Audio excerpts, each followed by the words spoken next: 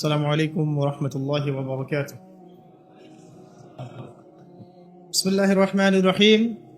عن معاذ بن جبل رضي الله عنه قال معاذ بن جبل رضي الله عنه তিনি বলেন যে আওসানি রাসূলুল্লাহ সাল্লাল্লাহু আলাইহি ওয়াসাল্লাম বিআশরি কালিমাত, রাসূলুল্লাহ সাল্লাল্লাহু আলাইহি ওয়াসাল্লাম আমাকে 10টি কালিমা ওসিয়ত করেছেন বা 10টি কথা আমাকে ওসিয়ত করেছেন। তিনি বলেন قال لا تشرك بالله شيئا وإن قتلت وحرقت। মুআজ বিন জাবাল রাদিয়াল্লাহু আনহু বলছেন নবী সাল্লাল্লাহু আলাইহি ওয়াসাল্লাম আমাকে যে 10টি ওসিয়ত করেছেন তার প্রথমটা হচ্ছে তুমি আল্লাহর সাথে কাউকে শরীক করবে না যদি তোমাকে জ্বালিয়ে দেওয়া হয় অথবা হত্যা করা হয়। এক নাম্বার, লা তুশরিক বিল্লাহি শাইআ, আল্লাহ পাকের সাথে বিন্দু মাত্র কাউকে শরীক করবে না। ওয়া ইন কুতিলতা ওয়া হুররিকতা, যদি তোমাকে হত্যা করা হয় অথবা তোমাকে পুড়িয়ে ফেলা হয়। এক নাম্বার। দুই, ওয়ালা তাউক্কান্না ওয়ালিদাইক, তুমি তোমার পিতা মাতার অবাধ্য হবে না যদিও তারা তোমাকে তোমার সম্পদ এবং পরিবার থেকে বঞ্চিত করে। তিন, ওয়ালা তাতরুকান্না সলাতাল মাকতুবাতা মুতাআম্মিদান, কোশ্চিনকালেও কখনোই, ওয়ালা তাতরুকান্না এখানে তাকিদ দেয়া হয়েছে, অর্থাৎ কোনো অবস্থাতেই তোমার উপরে যে ফরজ সালাত আছে এটাকে ইচ্ছাকৃতভাবে ছেড়ে দিবে না। ওয়ালা তাতরুকান্না সলাতাল মাকতুবা মুতাআম্মিদান, ইচ্ছাকৃতভাবে কখনো তোমার উপরে যে ফরজ সালাত আল্লাহ পাক নির্ধারণ করেছেন এটাকে কখনোই ছেড়ে দিবে না। কারণ অন্য হাদিসে আছে যে মান তারাকা সলাতা মুতাআম্মিদান ফাকাদ কাফার, যে ব্যক্তি ইচ্ছাকৃতভাবে ফরজ সালাতকে ছেড়ে দিল সে ব্যক্তি কুফরি করলো। অনেক আলেম বলেছেন সে ব্যক্তি মুসলিমদের লিস্ট থেকে নাম কাটা পড়ে গেল, সে কাফের হয়ে গেল। এটা অনেক আলেমের বক্তব্য। আর এই হাদিসের মধ্যে নবী সাল্লাল্লাহু আলাইহি ওয়াসাল্লাম বলছেন ফাকাদ বারিআত মিন জিম্মাতিল্লাহ, যদি কেউ আল্লাহ রাব্বুল আলামিনের জিম্মায় থাকতে চায় সে যেন ফরজ সালাত আদায় করে। যদি ফরজ সালাত ছেড়ে দেয় সে ব্যক্তি আল্লাহ পাকের জিম্মা থেকে মুক্ত হয়ে গেল। ফাকাদ বারিআত, আল্লাহ পাকের যে জিম্মা, নিরাপত্তা, এখান থেকে সে মুক্ত হয়ে গেল যদি সে ফরজ সালাত ছেড়ে দেয়। তিন, 4 নাম্বার, ওয়ালা তাশরাবান্নাল খামরা, কোনো অবস্থাতেই মদ পান করবে না। ওয়ালা তাশরাবান্নাল খামরা, কোনো অবস্থাতেই মাদক দ্রব্য সেবন করবে না। ফাইন্নাহু রাসু কুল্লি ফাহিশা, কারণ এটা যত রকম ফাহিশা কাজ আছে, যত ফাহিশা নোংরা কাজ আছে এর রস মানে মাথা, যত রকম পাপ আছে পৃথিবীতে, ফাহেসা কাজ আছে, অশ্লীল কাজ আছে, এর মাথা হচ্ছে মাদক দ্রব্য সেবন করা। 4, 5 নাম্বার, ওয়া ইয়াকা ওয়াল মাসিয়াহ, যত রকম কবিরা গুনাহ আছে এই কবিরা গুনাহগুলো থেকে হে মুআজ তুমি বেঁচে থাকবে। কারণ আল মাসিয়াতু হাল্লা সাখতুল্লাহ, কারণ মাসিয়া বা আল্লাহর অবাধ্যতা আল্লাহর ক্রোধটাকে হালাল করে ফেলে। মানে আল্লাহ পাক রাগান্বিত হন যখন মানুষ কবিরা গুনাহে লিপ্ত থাকে। আল্লাহ পাক আমাদের সবাইকে কবিরা গুনাহ থেকে বাঁচিয়ে রাখুন, আমিন।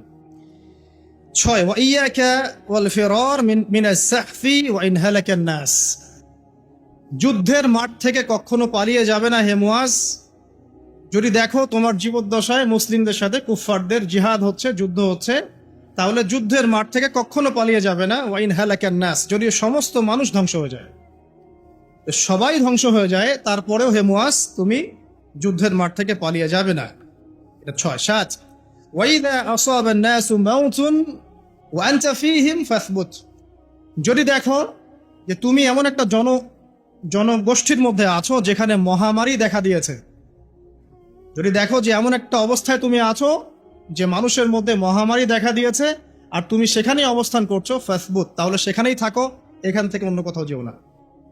কোয়ারেন্টাইন, বুঝতে পারছেন? তাহলে সেখান থেকে অন্য কোথাও যেও না। 8, ওয়ানফিক আলা আহলিক মিন তাউলিক, তোমার সামর্থ্য অনুযায়ী তুমি তোমার পরিবার বর্গের উপর খরচ করো। আল্লাহ পাক তোমাকে যে সামর্থ্য দিয়েছেন এই সামর্থ্য অনুযায়ী তুমি তোমার পরিবার বর্গের উপরে খরচ করো। 9, ওয়ালা তারফা আনহুম আসাকা আদাবান, পরিবার বর্গের উপর থেকে কোশ্চিনকালেও আদবের লাঠি উঠিয়ে নিবে না।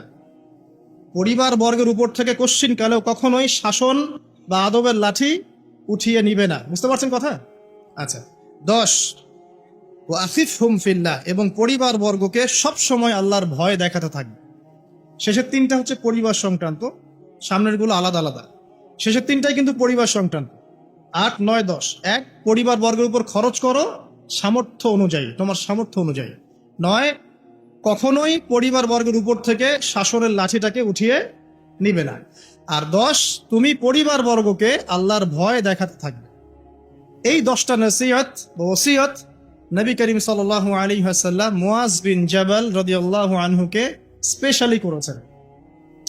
এই হাদিসটা পড়তে গিয়ে মনে হলো সকালবেলা যে যদি আমরা সবাই, আল্লাহ পাক তৌফিক দান করুন, যদি আমরা সবাই, প্রত্যেক ব্যক্তি, প্রত্যেক মুসলিম যুবক, তরুণ, তরুণী, আবার বৃদ্ধ যারাই আছেন, এই একটা হাদিসের উপরে যদি আমল করতে পারি, ইনশাআল্লাহ তাআলা এই সমাজে ইসলাম প্রতিষ্ঠা হয়ে যাবে ইনশাআল্লাহ। একটু ব্যাখ্যায় আসি, যেহেতু আমাদের সময় খুব সংক্ষিপ্ত, লম্বা চওড়া ব্যাখ্যার সুযোগ নাই, তা আমি খুব সংক্ষিপ্ত ব্যাখ্যায় আসছি। প্রথমে আসি এই হাদিসের রাবি সম্পর্কে দুইটা কথা। রাবির নাম কি? মুআজ বিন জাবাল রাদিয়াল্লাহু আনহু। দেখুন, আজকের খুতবায় এসেছেন, এই হাদিসটা মুখস্থ করে বাসায় যাবেন। খুতবায় আসেন জাস্ট আমাকে দেখার জন্য, বা আলোচনা শুনলে শুনলাম, না শুনলে নাই, এই টাইপের নিয়াতে আসলে কিন্তু আসলে কোনো ফায়দা নাই। হাদিসের রাবি সম্পর্কে দুটো কথা বলছি। মুআজ বিন জাবাল রাদিয়াল্লাহু আনহু এমন একজন সাহাবী যিনি ছিলেন তরুণ, যখন তার সামনে ইসলামের দাওয়াত পেশ করা হয়েছে, ইয়াং সাহাবী, টকবগে রক্ত, ওই অবস্থায়, ওই বয়সে তিনি আল্লাহকে চিনতে শিখেছেন, দেন মুসলিম হয়ে গেছে। বায়াতে আকবা কুবরা নামক একটা বায়াত হয়েছে, যেই বায়াতটা মূলত মক্কা থেকে মদিনায় হিজরতের পটভূমি তৈরি করে দেয়। সেই 75 জন সাহাবীর মধ্যে মুআজ বিন জাবাল রাদিয়াল্লাহু আনহু ছিলেন অন্যতম প্রধান। ইসলাম কবুল করার সময় তার বয়স ছিল হয়তোবা 19 থেকে 20 বছর। আর আপনি আমাদের জেনারেশনের 19-20 বছরের যুবকদের দিকে একটু তাকিয়ে দেখেন, আর মুআজ বিন জাবাল রাদিয়াল্লাহু আনহুর দিকে তাকিয়ে দেখেন।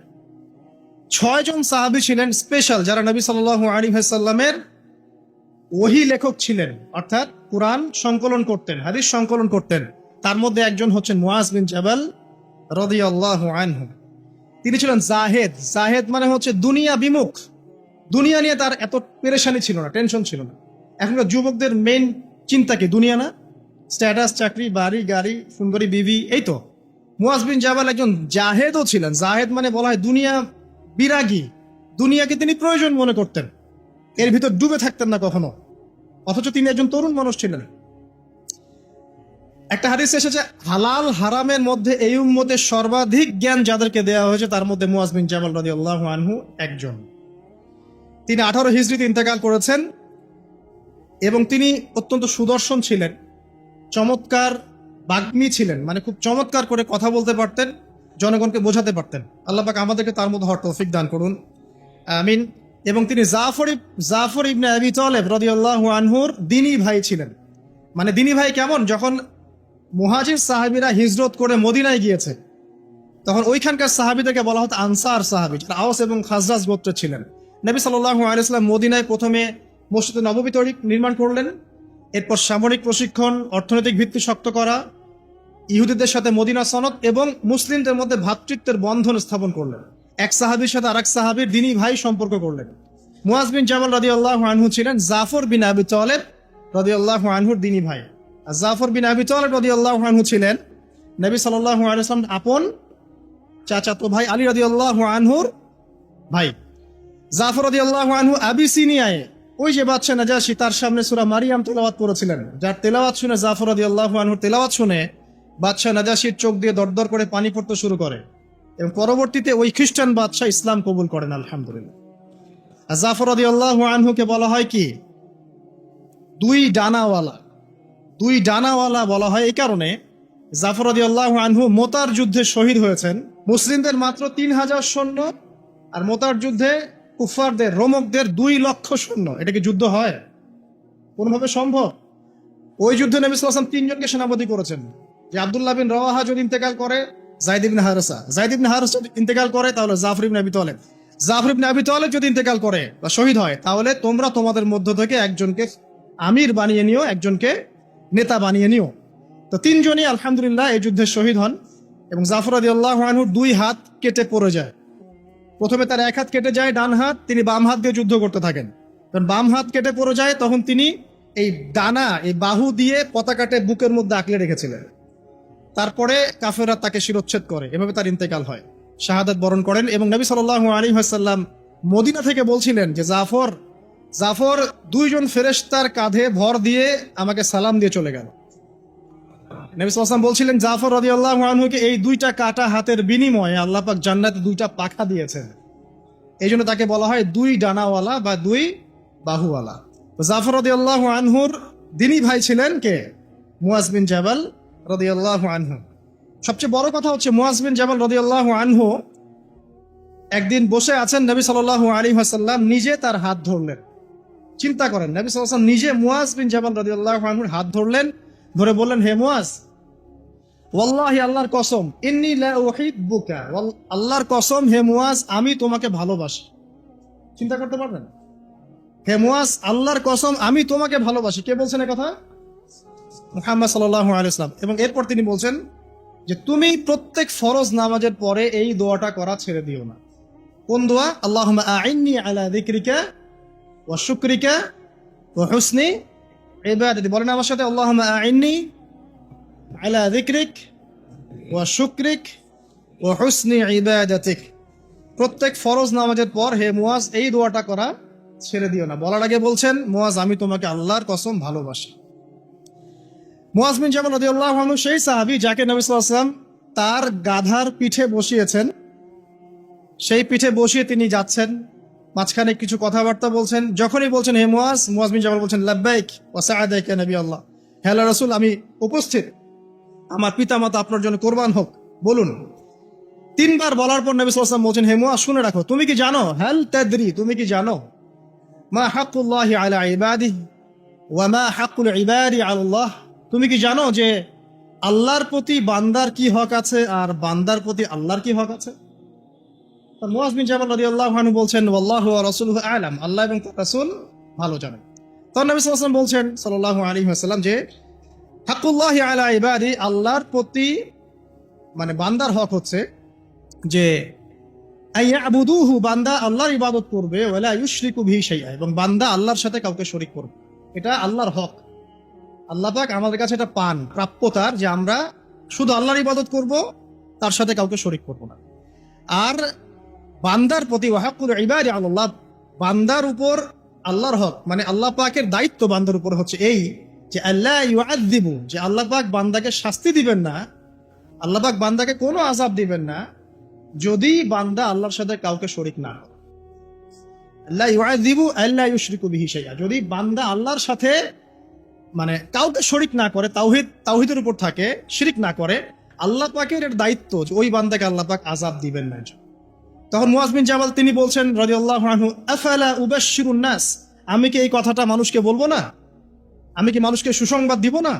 নবী সাল্লাল্লাহু আলাইহি ওয়াসাল্লাম বলছেন, লা তুবাশশিরুহুম, তুমি ওদের লা তুবাশশিরুহুম, তুমি তাদেরকে সুসংবাদ দিও না, আপাতত দিও না। কারণ ফায়াত্তাকিলু, তাহলে তারা এটার উপর তাওয়াক্কুল করে বসে থাকবে। তাহলে মানুষ এর উপর তাওয়াক্কুল করেই বসে থাকবে, অন্য সব আমল ছেড়ে দিবে। মুয়াজ বিন জাবাল রাদিয়াল্লাহু আনহু সেই সাহাবী যিনি শেষ মুহূর্তে এই হাদিসটা বলেছেন যে যার শেষ কালিমা হবে লা ইলাহা ইল্লাল্লাহ, সে ব্যক্তি জান্নাতে যাবে ইনশাআল্লাহ। তো এই হাদিসটা যদি মানুষ শোনে তখন তো মানুষ আমল ছেড়ে দিবে, তাই না? এই জন্য নবীজি বলছেন যে এখন সুসংবাদ দিও না, মানুষকে আমল করতে দাও। কিন্তু আল্লাহর এটা হক যে বান্দা যদি শিরক না করে আল্লাহর সাথে, আল্লাহ পাক তাকে মাফ করে দিবেন ইনশাআল্লাহ, তাকে আযাব দিবেন ইনশাআল্লাহ তাআলা। মুয়াজ বিন জাবাল রাদিয়াল্লাহু আনহু সেই সাহাবী যাকে ইয়েমেনের শাসনকর্তা হিসেবে নবী সাল্লাল্লাহু আলাইহি ওয়াসাল্লাম পাঠিয়েছেন। এখানে তিনি একটা কথা বলেছিলেন যে হে মুয়াজ, তুমি ইয়েমেনে যাচ্ছ, সেখানকার শাসনকর্তা হিসেবে একটা কথা মনে রেখো। দেখেন কি নসিহতটা করছেন, একটা কথা মনে রাখো, এই নসিহতটা প্রত্যেক পলিটিশিয়ানের জন্য। আল্লাহ পাক যাকেই ইকোনমিক সেক্টর হোক, পলিটিক্যাল সেক্টর হোক, সোশ্যাল সেক্টর, যেখানে আল্লাহ পাক দায়িত্ব দিয়েছেন বা ক্ষমতা দিয়েছেন, তাদের সবার জন্য এই নসিহত। কি নসিহত? নবীজি বলছেন, হে মুয়াজ, তুমি ইয়েমেনের গভর্নর হচ্ছ, ঠিক আছে, তবে ইত্তাকি দাওয়াতাল মাজলুম, তুমি মজলুমের দোয়া থেকে বেঁচে থাকবে। মাজলুম কাকে বলে? যার উপরে জুলুম করা হচ্ছে, যার উপর জুলুম করা হচ্ছে, এই মাজলুমদের দোয়া থেকে তুমি বেঁচে থেকো। কারণ লাইসা বাইনাহা ওয়া বাইনাল্লাহি হিজাব, কারণ ওই মাজলুমের দোয়া আর আল্লাহ পাকের মাঝে কোনো পর্দা নাই। কথা কি বুঝতে পারছেন? মাজলুমের দোয়া আর আল্লাহ পাকের মাঝখানে কোনো পর্দা নাই। যদি আপনি কারো প্রতি জুলুম করেন আর সে যদি হাত তুলে বলে আল্লাহ অমুক নেতা আমার উপর জুলুম করেছে, আপনি শেষ। আপনি নিজে ধ্বংস হবেন, ধ্বংসিত হবেন। মানে আপনি যদি কারো প্রতি জুলুম করে ফেলেন আপনার ক্ষমতার বলে, এবং সে যদি আল্লাহর কাছে অভিযোগ পেশ করে, আপনি শেষ, ধরা। কারণ এই মাজলুমের দোয়া আর আল্লাহর মাঝখানে কোনো পর্দা নাই। এই জন্য উমর রাদিয়াল্লাহু আনহুর মতো জালিল কাদার সাহাবী, যিনি খুলাফায়ে রাশিদিনের অন্যতম, তিনি পর্যন্ত আলী রাদিয়াল্লাহু আনহুকে বলছিলেন, একদিন উমর রাদিয়াল্লাহু আনহু তার উটের যে ময়লাগুলো আছে এগুলো পরিষ্কার করছেন, অ্যাজ এ প্রেসিডেন্ট তিনি উটের ময়লা পরিষ্কার করছেন। তখন আলী রাদিয়াল্লাহু আনহু দেখে বলছেন, ইয়া আমিরুল মুমিনিন, আপনি পরবর্তী খলিফাদের জন্য কত কঠিন দায়িত্ব ছেড়ে যাচ্ছেন। তখন তিনি বলছেন, ইয়া আবুল হাসান ওয়ালা তালুমুনি, হে আবুল হাসান, আমাকে তুমি এভাবে বেশি প্রশংসা করে আমাকে ধ্বংস করো না। কারণ আমি ভয় করি যে ইরাকের ফোরাত নদীর কিনারায় যদি কোনো মেষপালক বা ছাগলের বাচ্চা পর্যন্ত না খেয়ে মারা যায়, আমি ভয় করি আল্লাহ পাক সেজন্য আমাকে জবাবদিহি করাবেন। আর আমি তো আর আপনাদেরকে ম্যাচ করে দেখাতে পারবো না এই যুগে কি চলছে আর ওই যুগে কি চলতো। কি চলে না এখন? সবই চলে। আইনের ফাঁক ফোকর, জেনা, আপনার ঘুষ, আপনার দুর্নীতি, আপনার মাদক, আপনার প্রতারণা, অন্যের সম্পদ আত্মসাৎ, কি চলে না ভাই? এবং এগুলো যে চলে, এই চলাগুলোকে আমরা স্বাভাবিকভাবে নিয়ে নিয়েছি, মানে এগুলো হয়। ঘুষ দিতে হয়, দুর্নীতি করতে হয়, ওকে 10 টাকা খাওয়াতে হয়, তাকে 5 টাকা, তাকে 2 টাকা, এটা কমন ট্রেন্ড আমাদের কাছে। শুধু একটা মৃত্যু বাকি আছে, খালি কবরে যান, দেখবেন একটা দিনের হিসাব কেমন করে দেওয়া লাগে, এক একটা মাজলুমের কান্নার হিসাব কেমন করে দেওয়া লাগে। আবু যর রাদিয়াল্লাহু আনহু এই জন্য বলতেন যে আমি দায়িত্ব থেকে ভয় পাই, আমি ভয় পাই যে কেউ আমাকে দায়িত্ব দিবে। কারণ নবীজি আমাকে বলেছেন, যদি তোমাকে 2 জন ব্যক্তির দায়িত্ব দেওয়া হয় তাহলে তোমাকে ছুরিবিহীন জবাই করে দেওয়া হয়েছে। আর আমরা এখন দায়িত্ব নেওয়ার জন্য মুখিয়ে থাকি, আমাকে দেন, আমি ভালো, ও খারাপ, আমি ভালো। দায়িত্বর যখন হিসেব বুঝিয়ে দেওয়া লাগবে আল্লাহর কাছে, তখন আপনি কান্না করতে করতে শেষ হয়ে যাবে। বিশ্বাস হচ্ছে না? অপেক্ষা করতে থাকেন। এই যে বড় বড় বিশ্ব নেতাদেরকে দেখছেন না, পরকালে এদের আকৃতি হবে পিঁপড়ার মতো, এই যে এতটুকু। যদি এরা জুলুম করে থাকে, পরকালে পিঁপড়ার মতো আকৃতি হবে এদের। অন্ধকার ছেয়ে থাকবে এদের উপরে, পুলসিরাতে আটকা পড়ে থাকবে। যত মানুষের হক নষ্ট করেছে সবাই এর দিকে আঙ্গুল তুলে থাকবে যে আমার এই করেছে, আমার সেই করেছে, আমার এই দেয়নি, আমার সেই দেয়নি। দেখেন, বাস্তব দেখবেন চোখ দিয়ে ইনশাআল্লাহ। যাই হোক, আমি ওদিকে যাচ্ছি না, শুধু এতটুকু বলবো, প্রত্যেক পলিটিশিয়ানের জন্য একটা নসিহা, যেটা মুআজ বিন জাবাল রাদিয়াল্লাহু আনহুকে নবীজি করেছেন। হে মুআজ, ইয়েমেনের গভর্নর হচ্ছে হও, তোমাকে শাসন কার্য দেয়া হয়েছে, আলহামদুলিল্লাহ, তবে ইত্তাকি দাওয়াতাল মাজলুম, মাজলুমের দোয়া থেকে বেঁচে থাকো। কারণ ফালাইসা বাইনাহা ওয়া বাইনাল্লাহি হিজাব, কারণ মাজলুমের দোয়া আর আল্লাহর মাঝখানে কোনো পর্দা থাকে না। ব্যাস একটা নসিহত আপনার জন্য যথেষ্ট। এবার সামনে আসেন, মুআজ বিন জাবাল রাদিয়াল্লাহু আনহু সেই সাহাবী যিনি আরেকটা বিখ্যাত হাদিস বর্ণনা করেছেন। এটা বলে শেষ, অন্যদিকে যাচ্ছি।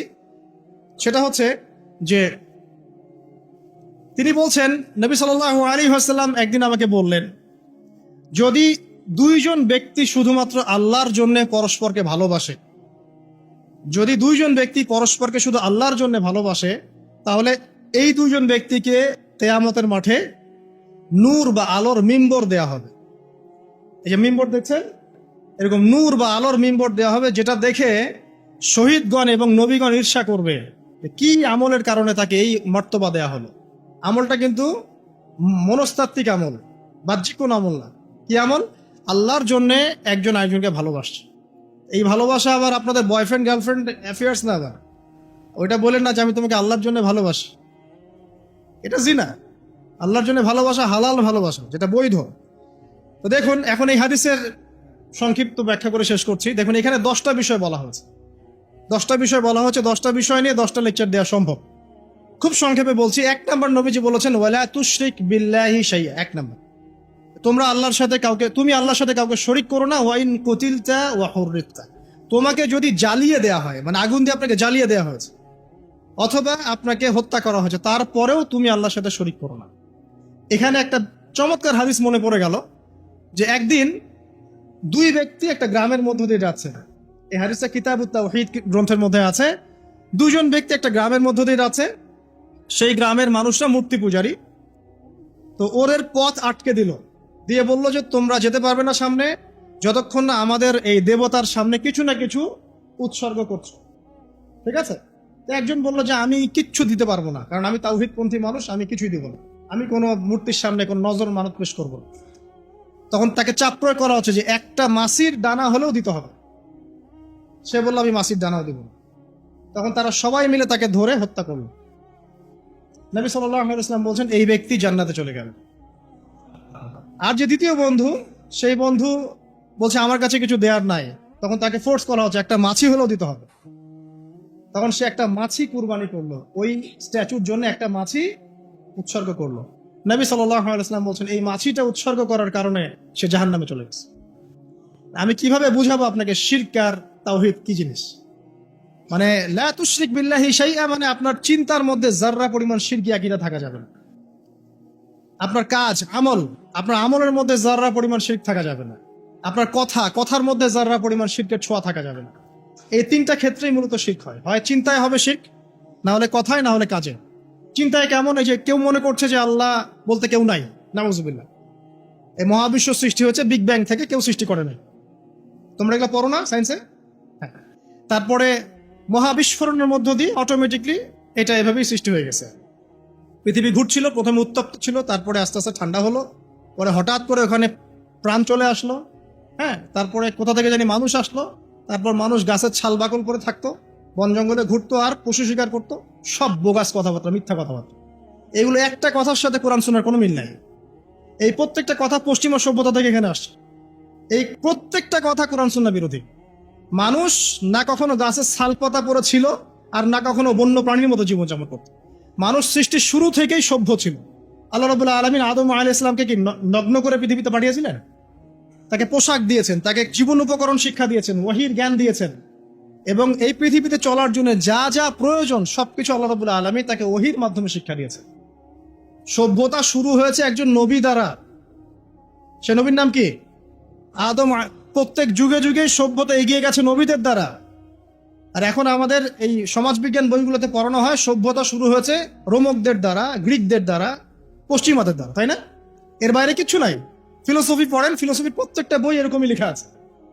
অথচ সভ্যতা শুরু হয়েছে নবীদের দ্বারা, আর সভ্যতা শেষও হবে একজন নবী দ্বারা। তার নাম কি?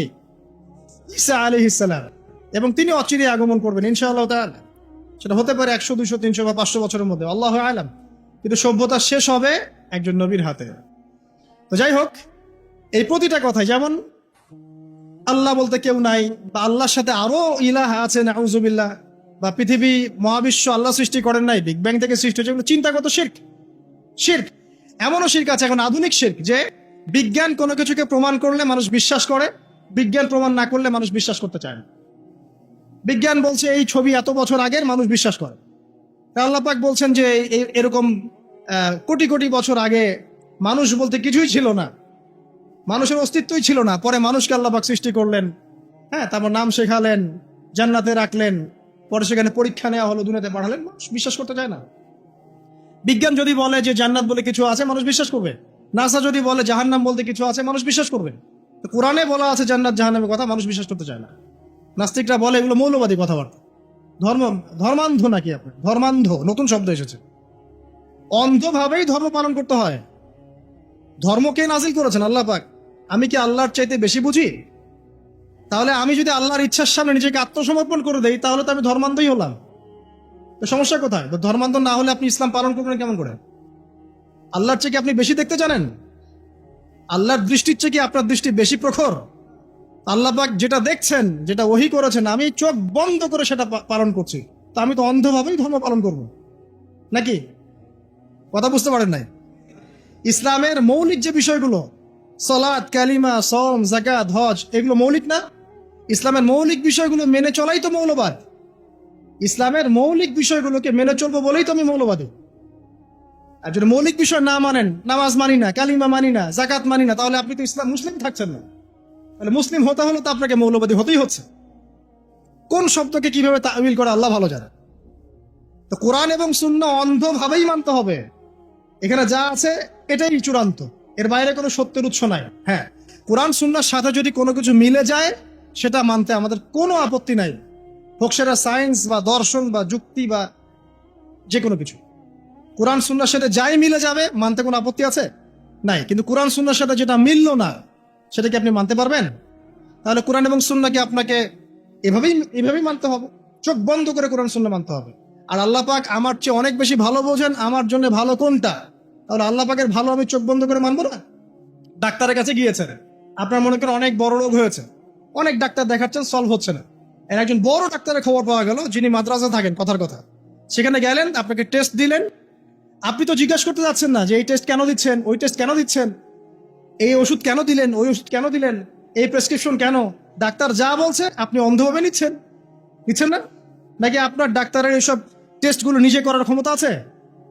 আপনি কি নিজেই টেস্টগুলো করতে পারবেন? ওই ওষুধ কেন দিয়েছে, ওখানে কি গুণ আছে, কি উপকারিতা অপকারিতা আছে, এটা তো ডাক্তার ভালো জানে আমার চাইতে। তখন আমরা কিন্তু অন্ধভাবেই ডাক্তারের কথা মেনে নেই এবং ট্রিটমেন্ট নেই। আর আল্লাহ রাব্বুল আলামিন মহাবিশ্বের স্রষ্টা, তিনি জানেন মহাবিশ্বের কার জন্য কি কল্যাণকর। তিনি মুসলিমদেরকে দিয়েছেন কোরআন এবং সুন্নাহ, পুরো মানব জাতিকে দিয়েছেন। এর মধ্যে আল্লাহ পাক সমস্ত বিষয়ের সলিউশন দিয়েছেন। এখন আমি এটা অন্ধভাবে মানবো না?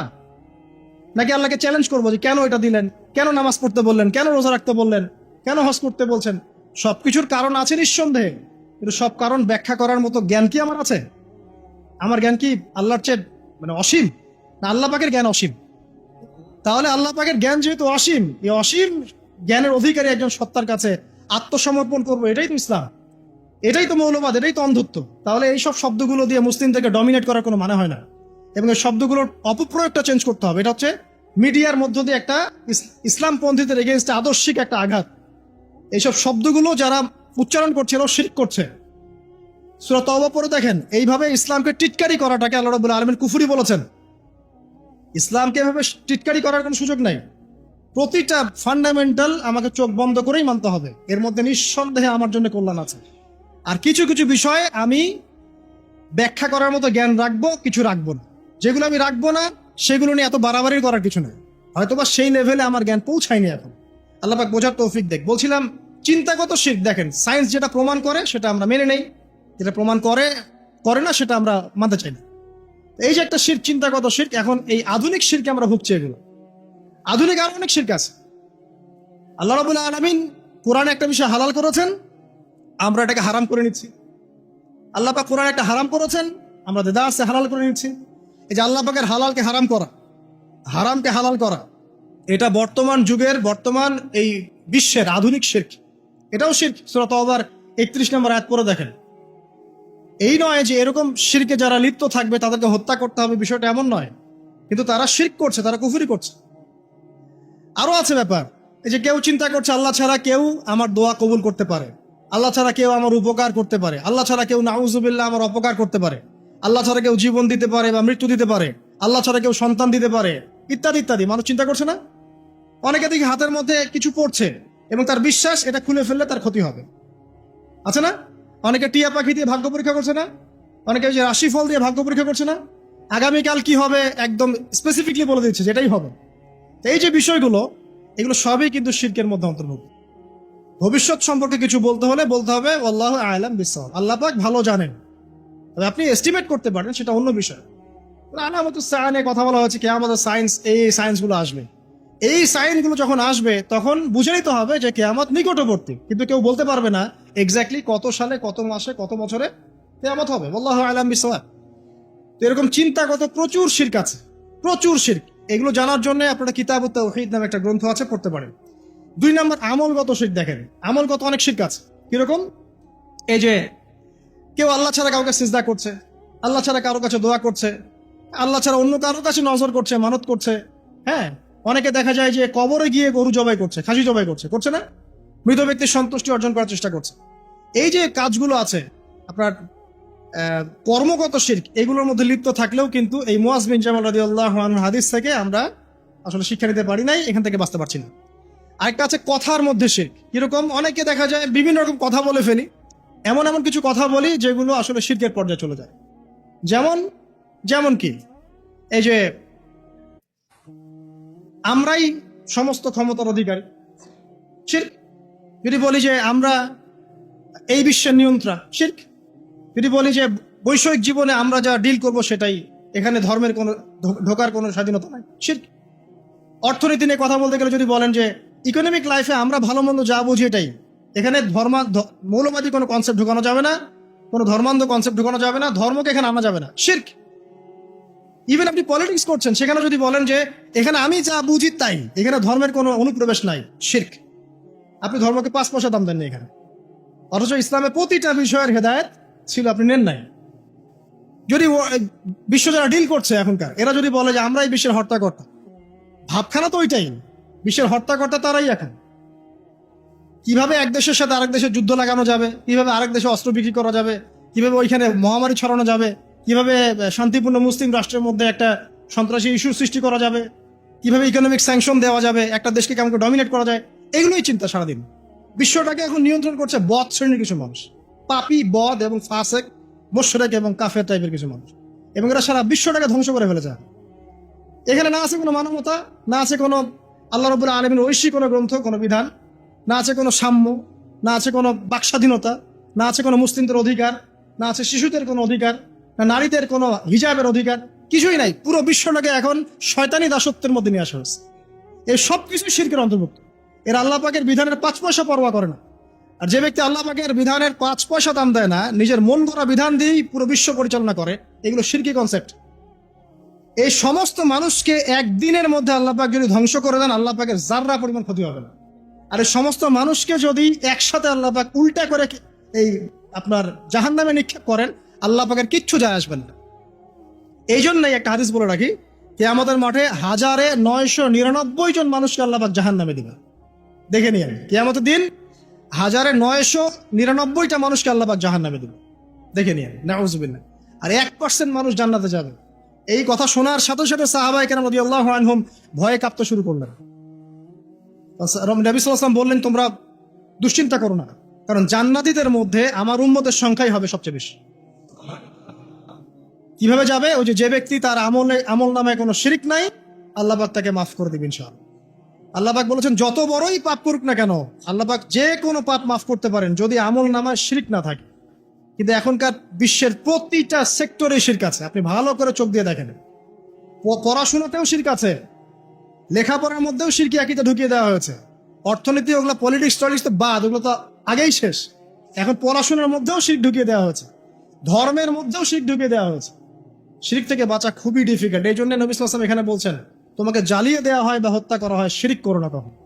আর হাদিসে বলছেন, যে ব্যক্তি শিরক মুক্ত আমল নিয়ে আল্লাহর সাথে সাক্ষাৎ করবে, আল্লাহ পাক তার সামনে আসমান জমিন সমান রহমত নিয়ে সাক্ষাৎ করবেন ইনশাআল্লাহ।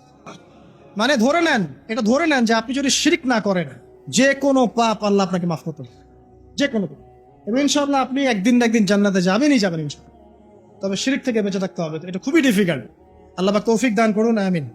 তারপরে আসেন পিতামাতার কথা বলা হচ্ছে, পিতামাতার অবাধ্য হইল, তোমার পিতামাতার অবাধ্য হয়েও না।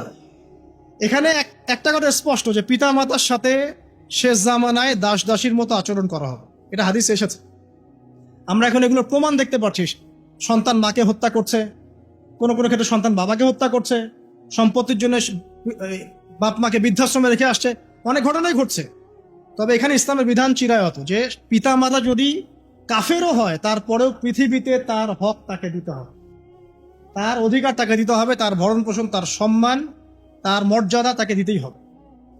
তবে এখন যুগ বদলে গেছে, এখন কিছু কিছু ক্ষেত্রে দেখা যায় পিতা মাতাও জালেম হচ্ছেন সন্তানের উপর, আর সন্তান হচ্ছে মাজলুম। এমন হচ্ছে না? আমি রিসেন্ট একটা নিউজ দেখলাম যে মায়ের পরকীয়া দেখে ফেলার কারণে মেয়েকে মা হত্যা করেছে, দেখেছেন? মা পরকীয়া করতো, মেয়েটা দেখে ফেলেছে, মেয়ে মাকে শ্বাসরোধ করে হত্যা করেছে, দেখেছেন? নিউজগুলো দেখবেন। অনেক ক্ষেত্রে দেখা যায় ছেলে মেয়ে ইসলামের দিকে আসতে চায়, পিতা মাতা সাপোর্ট করছে না। অনেক সময় দেখা যায় সন্তান সব দিনের জ্ঞান অর্জন করতে চায়, মা বাবা সাপোর্ট করে না। অনেক সময় দেখা যায় সন্তান দিনই একটা মেয়েকে বিয়ে করবে, পর্দাশীল, পিতা মাতা রাজি না। অনেক সময় দেখা যায় যে সন্তান সন্ততি দিনের পথে আসতে চায়, কিন্তু বাপ মা রাজি হচ্ছে না। আমি অনেক মেয়ের কথাও শুনেছি যে তারা সুদখোর ছেলেকে বিয়ে করবে না, হ্যাঁ, ঘুষখোর দুর্নীতিবাজকে বিয়ে করবে না, দিনদার ছেলেকে বিয়ে করবে, পিতামাতা বিয়ে দিবে না। পিতামাতা চায় দুনিয়াদার একজন, বাইরের থেকে ডিগ্রি আনা দুনিয়াদার, কত বড় সুদখোর হোক সমস্যা নেই, 5 তলা বাড়ি থাকলে হইল, কত বড় ঘুষখোর দুর্নীতিবাজ হোক কোনো সমস্যা নাই, চোর ডাকাত হলেও সমস্যা নাই, জমি আছে, বাড়ি আছে, স্ট্যাটাস আছে, বাস মেয়েকে বিক্রি করতে, মেয়েকে মনে হয় বিক্রি করতেছে। বিক্রি করার সময় যে দেখা যাবে 10 লাখ 20 লাখ টাকা মোহর দিয়ে দিবে, আর এও মোহর তো দিবে না, খালি লিখবে। মানে সবখানেই জুলুম, সবাই আসলে মানে করাপ্টেড, দুর্নীতিবাজ। আমরা সবাই দুর্নীতিবাজ। Every single person internally corrupted. মানে সবাই দেখি সবার স্বার্থ খুঁজে ফাঁকফোকর খুঁজতে চাই। এখানেও ফাঁকফোকর খুঁজে, ওখানেও। কলবুন সেলিম মানে একটা স্বচ্ছ যে মন লাগে মুসলিম হওয়ার জন্য, এই মনটার অভাব আছে। অনেক সময় দেখা যায় যে পিতা মাতাও জালেম হচ্ছেন, সন্তান মাজলুম। এক্ষেত্রে কি করবেন? এক্ষেত্রে আপনাকে সবর করতে হবে। যদি দেখেন পিতামাতার কোনো সিদ্ধান্ত দিনের বিরুদ্ধে যাচ্ছে, এর চাইতে আপনার বুঝটা ভালো যে দিনের জন্য যেটা কল্যাণকর, সেই সিদ্ধান্তে আপনি থাকেন। এমন হতে পারে পিতামাতার সিদ্ধান্ত অনেক সময় দিনের বাইরেও যেতে পারে। পিতামাতা বলছে আলেম হওয়ার দরকার নাই, দিনের জ্ঞান অর্জন করার দরকার নাই, নামাজ পড়ার দরকার নাই, দাড়ি রাখার দরকার নাই। এই সিদ্ধান্তগুলো কি ঠিক আছে? ঠিক নাই। পর্দা করার দরকার নাই, সুদখোরকে বিয়ে কর, ঘুষখোরকে বিয়ে কর, অত দেখার দরকার নাই। হ্যাঁ, পরে পর্দা করে নি, শেষ বয়সে ভালো হয়ে যায়। এগুলো কি মিনিং আছে কোনো? তো বুঝতে পারছি এগুলো পিতামাতার ভুল ডিসিশন। তাহলে এই ভুল ডিসিশন যখন হবে তখন সেগুলো মানা যাবে না। তবে তাদের সাথে নম্র বিহেভ করতে হবে, ঝগড়া করা যাবে না, তাদের গায়ে তো হাত তোলা যাবেই না, তাদের সাথে সম্পর্ক ছিন্ন করা যাবে না। সম্পর্ক ছিন্ন না করেই হিকমার সাথে আপনি দাওয়াতি কাজ করবেন, দাওয়াত দিবেন, বোঝাবেন। তবে আপনি আপনার দিনের উপর অটল থাকবেন। যে ডিসিশনটা আপনার জন্য বেস্ট হবে, দিনের জন্য বেস্ট হবে, সেটার দিকে আপনি থাকবেন। এখানে অন্য কে কি বললো এটা দেখার সময় নাই। সবাই যদি দুনিয়ার ফিকির করে তাহলে দিনের ফিকির কারা করে? আল্লাহ পাক বোঝার তৌফিক দান করুন, আমিন। 3 নম্বরে তিনি বলেছেন, আমি অল্প সময় শেষ করছি, ফরজ সালাত ছেড়ো না। এই সম্পর্কে একটা কথাই যথেষ্ট, যে ব্যক্তি ফরজ সালাতকে ইচ্ছা করে ছেড়ে দেয়, সে ব্যক্তির নাম মুসলিমদের লিস্ট থেকে বাদ হয়ে যায়। সিম্পল। মান তারাকা সালাতা মুতাআম্মিদান ফাকাদ কাফারা, হাদিস দেখে নেন। একটা হাদিস আছে, বাইনা রাজুলি ওয়া বাইনা শিরকি ওয়াল কুফর তারকুস সালাত। একজন আল্লাহর বান্দা আর শিরক এবং কুফরের মাঝখানেই পার্থক্য নামাজ। নামাজ নাই, ইসলাম নাই। সিম্পল। রাসুল আমর কুল্লু, সালাত হচ্ছে সমস্ত কাজের মানে শিরোধার্য, মানে শিরোমণি। সালাত নাই, ইসলাম নাই। সালাত থাকতেই হবে, এবং সালাতটা হতে হবে নবী সাল্লাল্লাহু আলাইহি ওয়াসাল্লামের পদ্ধতিতে, ধীর স্থির ভাবে, খুশু হুজুর সাথে, জামাতের সাথে। এবং এই 5 ওয়াক্ত সালাত ঠিকঠাক মতো পড়ার পরে আপনি সুন্নত এবং নফলের দিকে ফোকাস করুন। এবং আজকে থেকে নিয়াত করেন ইনশাআল্লাহ তাআলা জীবনের শেষ দিন পর্যন্ত যে পাপ করেন না, পাপ করতে উৎসাহ দিচ্ছি না, মানে যে পাপ হয়ে যায় হোক, নামাজটা যেন না ছাড়েন। পারা যাবে না ইনশাআল্লাহ? যে কোনো পাপ হয়ে যাক, আপনি পড়ে যান আবার উঠে দাঁড়ান, আবার পড়ে যান আবার উঠে দাঁড়ান, পাপ হচ্ছে হোক, হতাশ হয়েন না।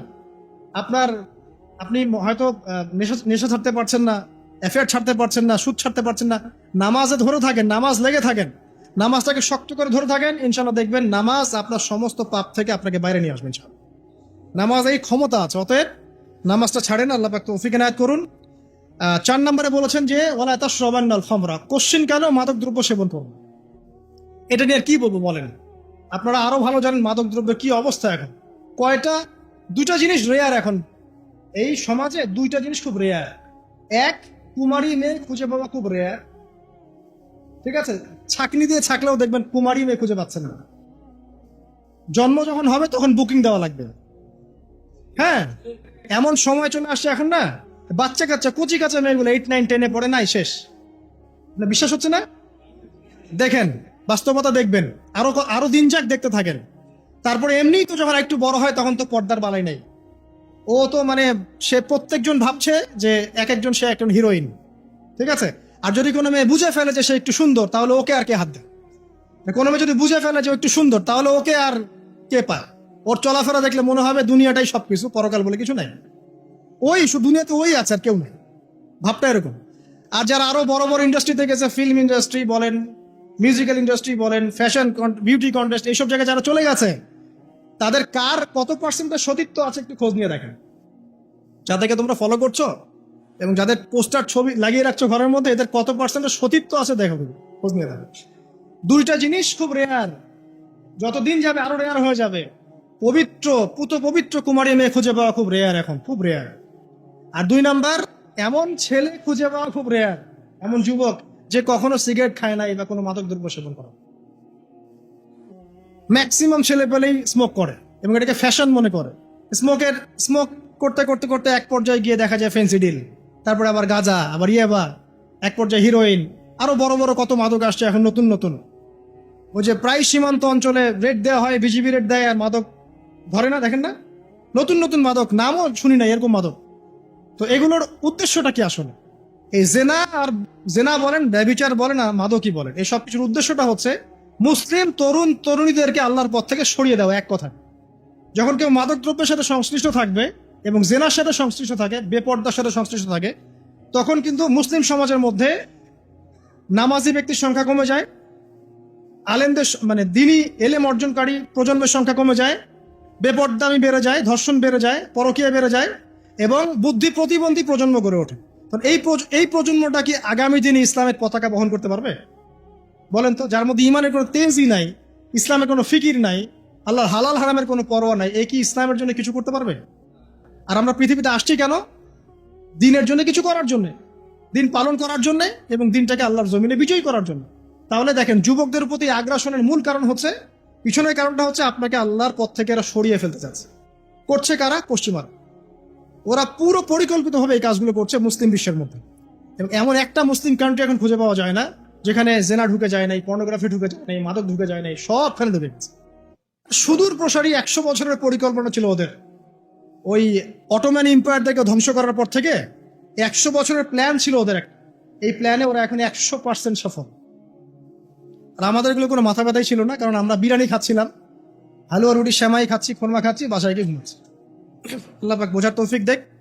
প্রিয় যুবক ভাই, একটা কথা বলে শেষ করি।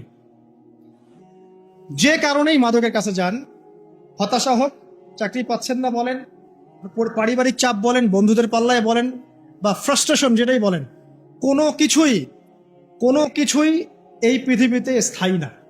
সবকিছুর পরিবর্তন আছে, সময়ের পরিবর্তন আছে। এবং মাদক এই সব সমস্যা থেকে আপনাকে সলিউশন দিতে পারবে না, চিরস্থায়ী শান্তি মোটেই দিতে পারবে না। সাময়িক একটা আপনাকে কি বলবো, ভাইব দিতে পারে, একটা ফ্লেভার দিতে পারে, সাময়িক একটা ভাইব, যে আপনি খাচ্ছেন, মনে হচ্ছে হ্যাঁ ভালো, লোডে আছি, আমার কোনো চিন্তা ফিকির নাই, ঠিক আছে। কিন্তু এটা আপনাকে চিরস্থায়ী আপনাকে শান্তি দিবে না। দুইটা জিনিস আপনাকে চিরস্থায়ী শান্তি দিবে, দুইটা, ঠিক আছে। এগুলো আমাদের মানে একদম ফুল প্র্যাকটিক্যাল কথা বলছি। দুইটা জিনিস আপনাকে চিরস্থায়ী শান্তি দিবে। এক, 5 ওয়াক্ত নামাজ জামাতের সাথে পড়বেন, মনটা প্রশান্তি দিয়ে ভরে যাবে, দেখবেন ইনশাআল্লাহ। শুধু ট্রাই করে দেখেন না ভাই, 40টা দিন ট্রাই করে দেখেন। আর 2 নম্বর জিনিস হচ্ছে, এটা আরো বড় অস্ত্র। 5 ওয়াক্ত নামাজের সাথে আপনাকে ডেইলি কোরআন তেলাওয়াত করতে হবে, মিনিমাম 1 থেকে 2 ঘন্টা। 1 থেকে 2 ঘন্টা কোরআন তেলাওয়াত করবেন, অশান্তি বলে কোনো কিছু আপনাকে স্পর্শ করবেন ইনশাআল্লাহ। সারা দুনিয়ার মানুষ চারপাশ থেকে আপনাকে যদি প্যারা দেয়, পেরেশানি দেয়, পেইন দেয়, আপনার মাথা রিল্যাক্স থাকবে, কারণ আপনার মধ্যে কোরআন আছে। বিশ্বাস করছেন না কথা? আল্লাহর কিতাবের কাছে এসে দেখেন, মাদক ছেড়ে দেন প্রিয় ভাই। আর আইন দিয়ে এইসব দেওয়ালে দেওয়ালে লেখে, হ্যাঁ, আর এই মাঝে মাঝে এইসব 2-4টা মাইকিং করে বুলিয়া উড়িয়ে যুব সমাজকে মাদক থেকে দূরে রাখা যাবে না। যতক্ষণ পর্যন্ত ওদের আত্মিক পরিশুদ্ধি না হচ্ছে, ওরা আল্লাহর কাছে আত্মসমর্পণ না করছে। কেন খাবো না, যখন উত্তর দিবে আমি আল্লাহর ভয়ে খাই না, ব্যাস, তার মানে ও মুমিন হয়ে গেছে। আর এখন কেন খাচ্ছে? বিকজ ও হতাশ, চাকরি পায় না, গার্লফ্রেন্ড ছেড়ে গেছে, এই হয়েছে সেই হয়েছে, পারিবারিক চাপ, এখন সে মাদক খাচ্ছে। আরেকটা বিষয় থাকতে হবে, শুধু নসিহত করেও সব হয় না, আইনের সুশাসন নিশ্চিত করতে হবে। সত্যিকার অর্থে যদি সুশাসন নিশ্চিত হয়, তখন দেখবেন মাদক দ্রব্যের যে তৈরি করছে, যে বিক্রি করছে, যে খাচ্ছে, সবাইকে যদি শাসনের আওতায় আনা যায়, ওই যে শেষের দিকে আছে, শাসনের লাঠি উঠিয়ে নিও না, তখন দেখবেন ইনশাআল্লাহ সমাজটা মাদক মুক্ত হবে, আদারওয়াইজ হবে না। সবচেয়ে বড় অস্ত্র হচ্ছে আল্লাহর ভীতি। আল্লাহকে ভয় করে মাদক ছেড়ে দেন, ইনশাআল্লাহ তাআলা আল্লাহ পাক আপনাকে জান্নাতে মদ খাওয়াবে ইনশাআল্লাহ। হ্যাঁ, জান্নাতে শরাব আছে তো, এবং আমরা জান্নাতে শরাব খাবো ইনশাআল্লাহ। ওই শরাব খেলে কেউ মাতাল হবে না, বরং আপনার শক্তি আরো বাড়বে, আপনার সব ধরনের শক্তি বাড়বে। লাযযাতুল লিশশারিবিন, আল্লাহ পাক বলেছেন, এটা যারা পান করবে এটা খুব চমৎকার সুস্বাদু হবে। জানজাবিল মানে আদার একটা ফ্লেভার থাকবে, সেটা দাহারের মধ্যে আল্লাহ পাক বলেছেন। পরে দেখেন, জান্নাতে এগুলো থাকবে। দুনিয়াতে এগুলো ভোগ করে নিলে জান্নাতে তো কিছু পাবেন না। সো জান্নাতের জন্য এগুলো রেখে দেন। এই বেপরদা মেয়েদের পিছনে ছুটেন না, আপনার জন্য অনেক সুন্দর সুন্দর হুর আইন অপেক্ষা করছে। আমি আজকে সকালে একটা হাদিস পড়েছি, মুয়াজ বিন জাবাল থেকেই বর্ণিত। তিনি বলছেন রাদিয়াল্লাহু আনহু, যে আল্লাহর নবী আমাকে একদিন বলছেন যে দুনিয়াতে যখন কোনো স্ত্রী কোনো স্বামীর সাথে খুব খারাপ বিহেভ করে, আছে না ভাই, মানে সবাই ভুক্তভোগী নাকি? আচ্ছা, এরকম যখন হয়, তখন জান্নাতে তার যে হুর আছে, ওই মুসলিম ব্যক্তির জন্য জান্নাতে যে হুর আইন আছে, ডাগর ডাগর চোখওয়ালা, ওই হুর আইন অদৃশ্যভাবে বলতে থাকে এই মেয়েকে উদ্দেশ্য করে যে তুমি ওকে কষ্ট দিও না, তুমি ওকে কষ্ট দিও না, কারণ সে তোমার কাছে কয়েকদিনের মেহমান মাত্র, অচিরেই সে আমাদের কাছে চলে আসবে। তো এখন যদি আপনি দুনিয়ার এইসব নগ্ন, বেপর্দা, অশ্লীলতার ফেরিওয়ালা, ঠিক আছে, দেহ ব্যবসায়ীদের পিছনে ছুটে বেড়ান, তাহলে আপনি জান্নাতে হুর পাচ্ছেন না। আল্লাহ পাক আপনাদেরকে সবাইকে হুর নেইন দান করুক, দোয়া করে। অতএব সেভাবে চলার মতো তৌফিক, ঈমান, আমল আল্লাহ পাক আমাদের সবাইকে দান করুন, আমিন। আসলে আমি শেষ করতে গিয়ে শেষ করতে পারছি না, আর কয়েকটা বিষয় আছে। 5, যে কবিরা গুনাহ করো না। যদি কবিরা গুনাহ করো তাহলে আল্লাহ পাক এর গজব তোমার উপর অবধারিত হয়ে যাবে। কবিরা গুনাহ তো জানেন, যেগুলো বড় বড় গুনাহ, কবিরা গুনাহ লিস্ট আছে, একটা বই পাওয়া যায়, কিতাবুল কাবাইর। কি নাম? কিতাবুল কাবাইর। এই বইয়ের মধ্যে দেখবেন প্রায় 100-150 কবিরা গুনাহ লিস্ট করা আছে। এখন বলতে গেলে আসলে সময় পাওয়া যাবে না।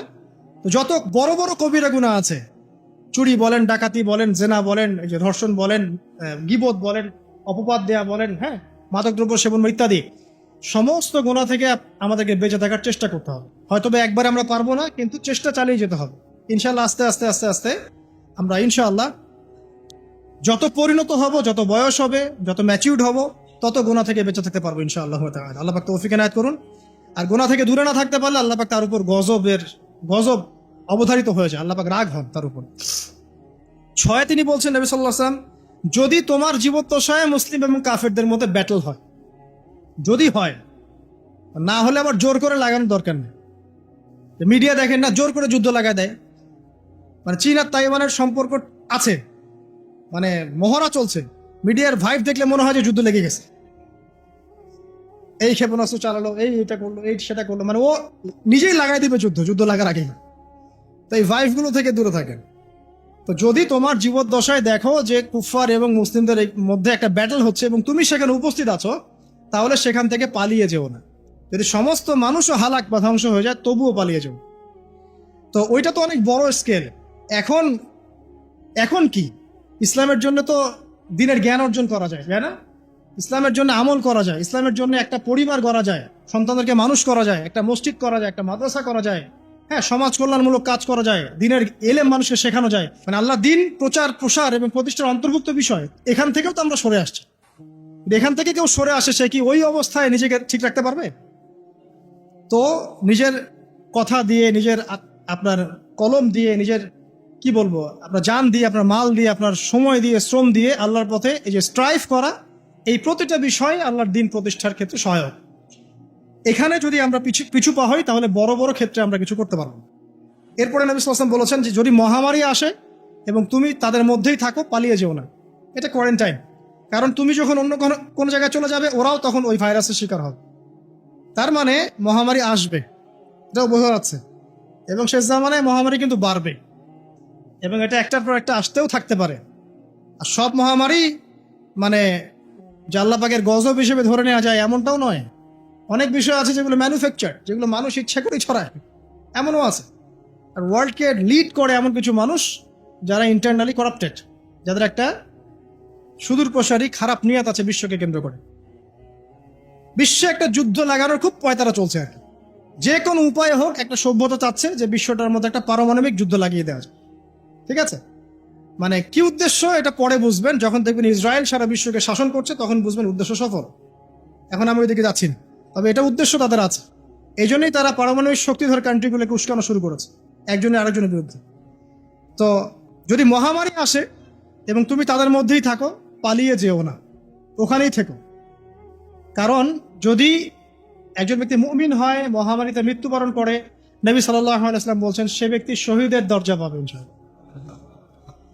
এরপরে 3টে পরিবার সংক্রান্ত, এটা বলে শেষ করছি। পরিবার সংক্রান্ত 3টা নসিহত করেছেন। এক হচ্ছে তুমি পরিবারের সাধ্য মতো খরচ করো, তোমার যা সাধ্য আছে এই অনুযায়ী খরচ করো। আপনি যদি কোটিপতি হন, আপনি পরিবারে আপনার সাধ্য মতো খরচ করেন, কোনো সমস্যা নেই, ওটা বিলাসিতা না। আর আপনার যদি মাসে 50,000 1 লাখ টাকা আর্নিং থাকে, সেভাবে খরচ করেন। কারো পরিবারের আর্নিং যদি 20,000 টাকা হয়, সেভাবে খরচ করেন।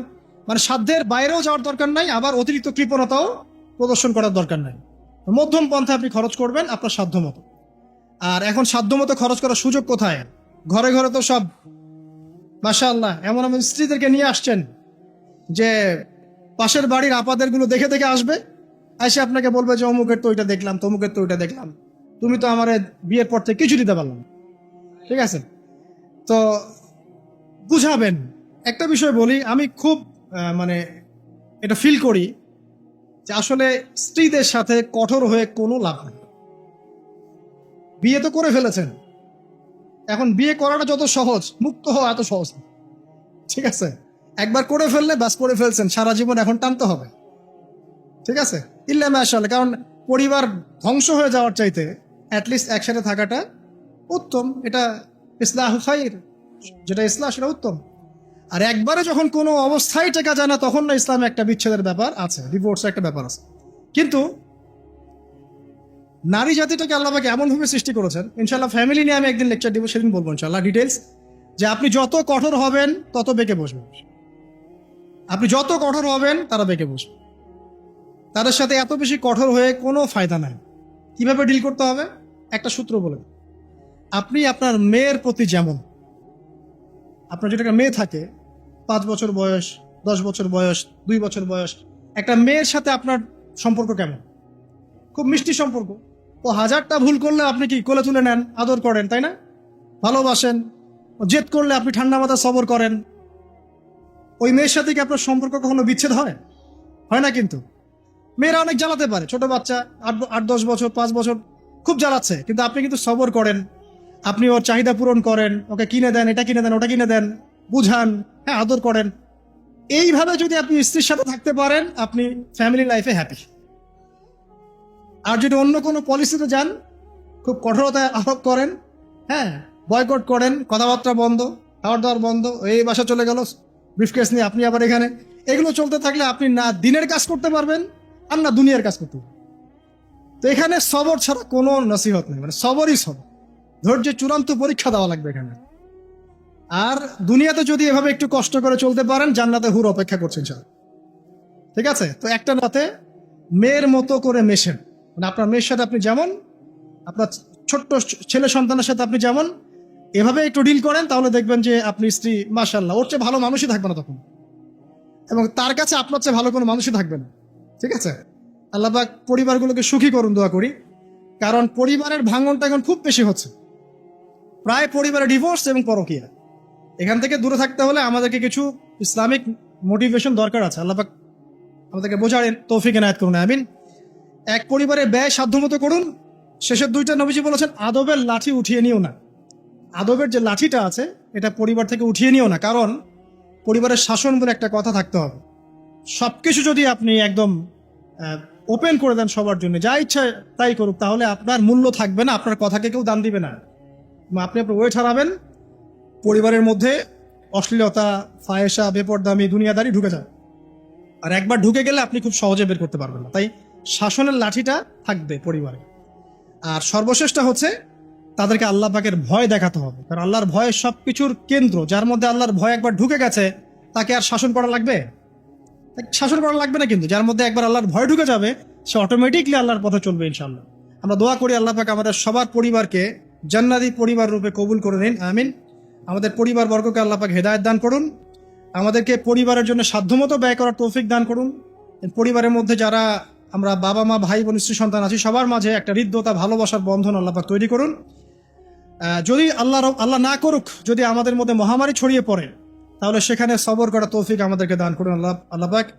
আমরা সবাই যেন কবিরা গুণাগুলো থেকে বেঁচে থাকতে পারি, সেই তৌফিক আল্লাহ পাক আমাদের সবাইকে এনায়েত করুন। আমাদের যুব সমাজকে আল্লাহ পাক মাদক থেকে হেফাজত করুন এবং কোরআনের কাছে নিয়ে আসুন, নামাজের কাছে নিয়ে আসুন, জামাতে 5 ওয়াক্ত নামাজ পড়ার তৌফিক এনায়েত করুন। প্রত্যেককে আল্লাহ পাক ফরজ নামাজ জামাতের সাথে পড়ার তৌফিক দান করুন এবং পিতামাতার খেদমত করার তৌফিক আমাদের সবাইকে দান করুন এবং সারা জীবন তাওহীদের উপর থেকে শিরক মুক্ত আমল নিয়ে কবরে যাওয়ার তৌফিক আল্লাহ পাক আমাদের সবাইকে দান করুন, আমিন। আজকের মতো আমরা এখানে শেষ করছি। আকুলু কওলি হাযা আস্তাগফিরুল্লাহ লি ওয়া লাকুম ওয়া লিসাইল মুসলিমিন। বারাকাল্লাহু লানা ওয়া লাকুম বিল আয়াতিল হাকীম। ইন্নাহু তাআলা জাওয়াদুন কারীমুন রাউফুর রহিম। সুবহানাকাল্লাহুম্মা ওয়া বিহামদিক, আশহাদু আল্লা ইলাহা ইল্লা আনতা আস্তাগফিরুকা ওয়া আতুবু ইলাইক। আসসালামু আলাইকুম ওয়া রাহমাতুল্লাহি ওয়া বারাকাতুহু।